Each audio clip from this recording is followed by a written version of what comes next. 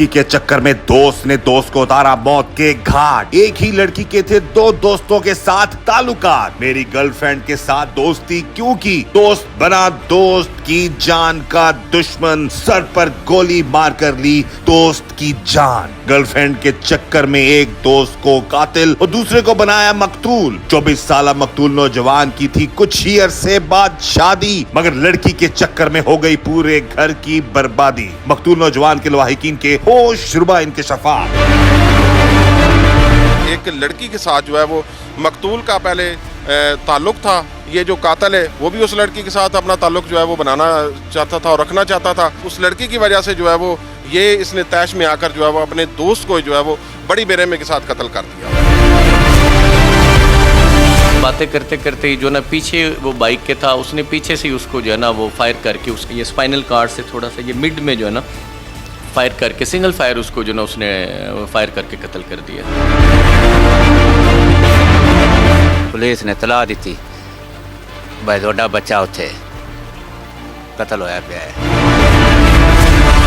एक लड़की थी, मकतूल अवैस है, ये उसको फोर्स करता था कि तुम दोबारा मेरे साथ तलका जो है ना वो बहाल करो, लेकिन समर को ये बात जो है ना वो पसंद नहीं थी। इसी बात पे उसने रात को उसको बुलाया, बुला के आगे उसको जो है ना बदरिया फायरान कत्ल कर दिया। अस्सलाम वालेकुम नाज़रीन, प्रोग्राम जुर्म बेनकाब के साथ मैं हूं कैसर खान। नाज़रीन, इंसान जब बेराहरवी का शिकार हो जाए तो उसका अंजाम बड़ा भयानक होता है और वो इंसान अपने और पराये की पहचान भी भूल जाता है। एक ऐसा ही वाकया पेश आया हाफिजाबाद के इलाका में, जहां पर एक दोस्त ने अपने दोस्त को बड़ी बेरहमी से कत्ल कर दिया। वजह थी एक लड़की। कातिल एक लड़की को पसंद करता था और मकतूल भी उस लड़की के साथ दोस्ती करना चाहता था और इस वजह से दोस्त ने अपने दोस्त को बड़ी बेरहमी से मार डाला। आज के प्रोग्राम जुर्म बेनकाब में हम इसी दोस्त का जुल्म और जुर्म बेनकाब करेंगे।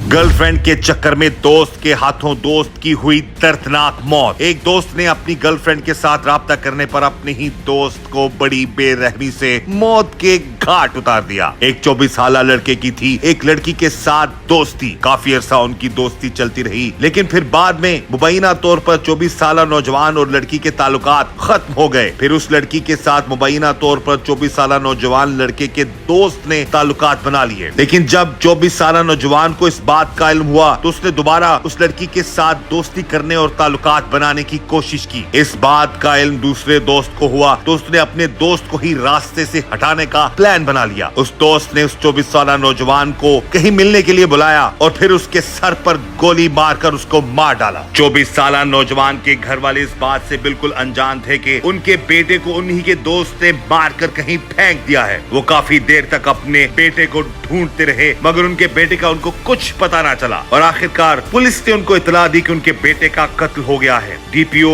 हाफिजाबाद आतिफ नजीर के अहकामात पर पुलिस ने बर वक्त कार्रवाई करते हुए कातिल दोस्त को बड़े ड्रामाई अंदाज में गिरफ्तार कर लिया, क्योंकि 24 साल नौजवान का कातिल दोस्त अपने दोस्त को कत्ल करने के बाद अगले ही रोज ग्राउंड में अपने दूसरे दोस्तों के साथ क्रिकेट खेल रहा था। उसको किसी बात का न रंज था न खौफ। बेखौफ होकर वो अपने दोस्तों के साथ खेल में मशगूल था कि पुलिस ने उसको धर लिया। 24 साल मकतूल नौजवान के लवाहिकीन ने किए अपने बेटे के कत्ल के हवाले से होश रुबा इंकशाफात। इस वक्त जी हमारे साथ मौजूद हैं हाफिजाबाद में हमारे नुमाइंदा मियां मजहर, और उनसे हम बात करते हैं इस केस के हवाले से।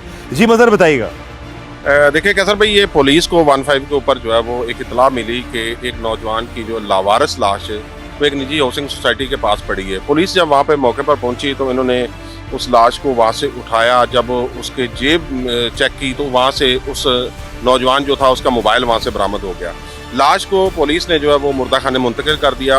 उसके बाद जो उसका मोबाइल था उसका डाटा, उसका CDR और उसका तमाम जो है एनालाइज करना शुरू कर दिया।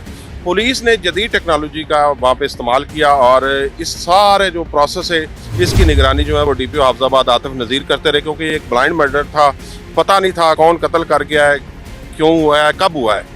उसके बाद पुलिस ने जब जदीद टेक्नोलॉजी का इस्तेमाल करने के बाद जब इनको पता चला कि मकतूल को कत्ल करने वाला जो शख्स है वो इसी अवैस जो मकतूल है इसका दोस्त है, जिसने उसको एक रात पहले फ़ोन करके बुलाया। बुलाने के बाद जो है वो उसको साथ लेकर वीराने की तरफ निकला और एक हाफिजाबाद शहर के साथ ही एक निजी हाउसिंग सोसाइटी वहाँ पे ले जाकर चलते हुए मोटरसाइकिल के ऊपर क्योंकि ये मकतूल जो है ये मोटरसाइकिल चला रहा था और कातिल पीछे बैठा हुआ था और मुबैना तौर पर इनकी जब तलक कलामी हुई है तो उसने पीछे से ही उसको जो यहाँ पे गोली मारकर वहाँ पे उसको कत्ल कर दिया और वहाँ से जो वो ये कातिल वहाँ से फरार हो गया।